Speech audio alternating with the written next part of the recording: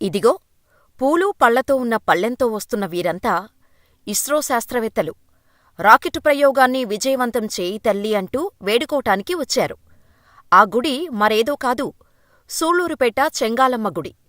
ఒకప్పుడు నెల్లూరు జిల్లాలో ఉన్న ఈ గుడి జిల్లా విభజనానంతరం తిరుపతి జిల్లాలోకి వచ్చింది. అసలు ఈ గుడిని 24 గంటలు తెరిచే ఎందుకు ఉంచుతారు?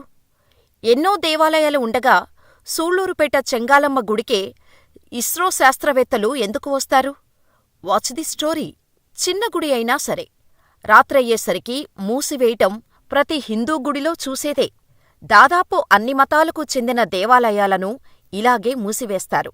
కాని సూళ్లూరుపేట చెంగాలమ్మ ఆలయం మాత్రం 24 గంటలూ తెరిచే ఉంటుంది.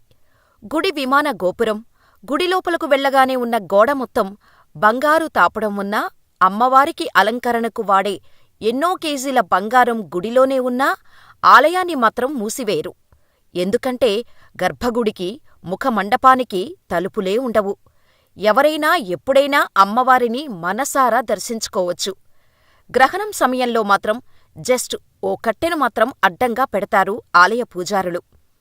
ఇక్కడ చెప్పుకోవాల్సిన మరో ముఖ్యమైన విషయమేంటంటే, ఇక్కడ పూజారులుగా పరిచయం చేసేవాళ్ళు బ్రాహ్మణులు కాదు, బలిజ కుటుంబానికి చెందినవారే ఆలయ పూజారులుగా ఉంటారు. ఆలయ పురాణం గురించి చెప్పుకుంటే, చెంగాలమ్మ పరమేశ్వరి ఈ అమ్మవారు కాళంగి నదిలో దాదాపు 500 క్రితం దొరికింది. అంతకుముందు ఎన్ని సంవత్సరాల నుంచి అమ్మవారు కాళంగి నదిలో ఉన్నారో ఎవరికీ తెలియదు.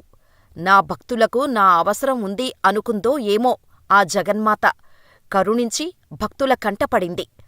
దాదాపు 500 ఏళ్ల క్రితం కొంతమంది పశువుల కాపరులు పశువులు మేపుతూ కాళంగి నదిలో స్నానానికి దిగారు. అలా నదిలో స్నానం చేస్తున్న వారిలో ఒక పశువుల కాపరి నీటి సుడిగుండాల్లో చిక్కుకున్నాడు.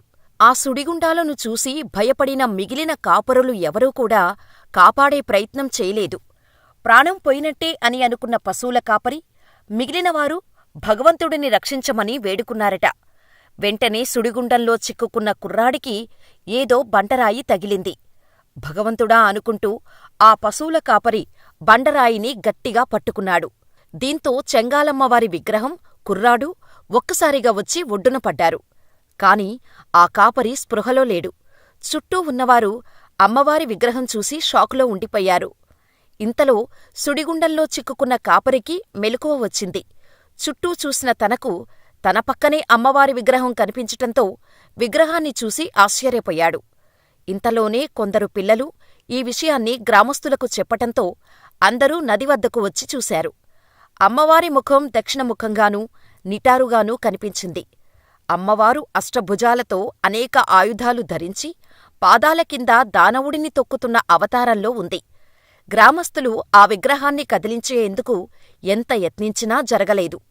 నిటారుగా నిలబడి మహిషాసురమర్దిని స్వయంభూగా వెలసి ఉండటం గ్రామస్తులు ఆశ్చర్యంలో మునిగిపోయారు. అదే రోజు రాత్రి గ్రామ పెద్దకు కలలో కనిపిడిన అమ్మవారు తాను అక్కడే ఉండాలని అనుకుంటున్నా అని చెప్పటంతో చిన్న ఆలయాన్ని నిర్మించారు. అసుర సంహారిణి అయిన శాంతిమూర్తిగా కొలువు తీరటం వల్ల తెన్కాశీ అంటే దక్షిణ కాశీ అని పిలిచేవారు. కాలక్రమంలో అదే చెంగాలిగా, చెంగాలిపేటగా పిలవబడి ఆంగ్లేయుల పాలనలో సూళ్లూరుపేటగా మారిందంటారు. ఊరి పేరు వెనుక మరొక కారణం కూడా చెబుతారు. 7 సంవత్సరాలకొకసారి జరిగే ఆలయ బ్రహ్మోత్సవాల సందర్భంగా దేవాలయం వద్ద సుడిమాను తిప్పటం ఒక ఆచారంగా వస్తోంది. అదే సూళ్లూరుపేటగా రూపాంతరం చెందినదని అంటారు. అమ్మవారు గర్భాలయంలో సర్వాలంకరణ భూషితగా శ్రీ చెంగాలమ్మ పరమేశ్వరి కొలువై ఉంటారు. ఈ ఆలయం నిర్మించిన దగ్గరనుండి బలిజ కులస్తులే పూజాధికాలు నిర్వర్తిస్తున్నారు.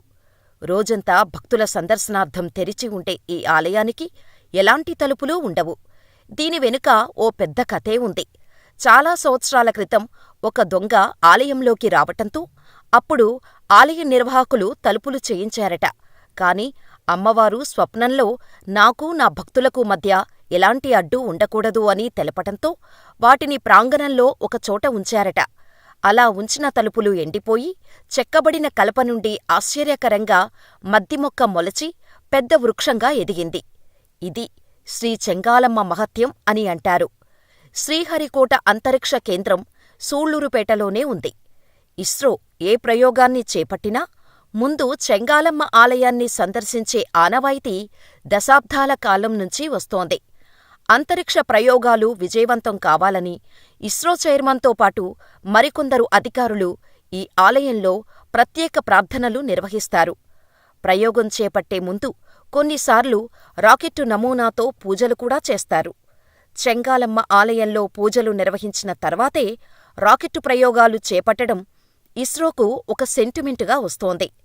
దేవుడు, దెయ్యం లేరు అని చెప్పే సైంటిస్టులే ఇలా వచ్చి పూజలు చేస్తున్నారంటే అదంతా అమ్మవారి గొప్పతనం అని అంటారు. మరి మీరేమనుకుంటున్నారో మాకు కామెంట్ చెయ్యండి.